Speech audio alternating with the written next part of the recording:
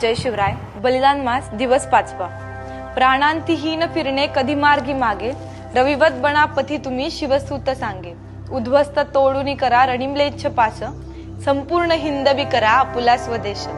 ज्याप्रमाणे धर्मवीर छत्रपती संभाजी महाराजांच्या समोर देव देश धर्माचं कार्य करताना बलिदान रूपी मरण उभं असताना सुद्धा महाराज डगमगले नाहीत, महाराज मागे फिरले नाहीत.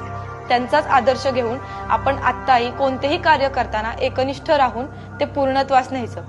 जसं सूर्य नित्यनियमितपणे उगवतोही आणि मावळतोही, त्यांच्याच मार्गावर चालून आपणही आपल्या कामामध्ये नियमितपणा आणायचा.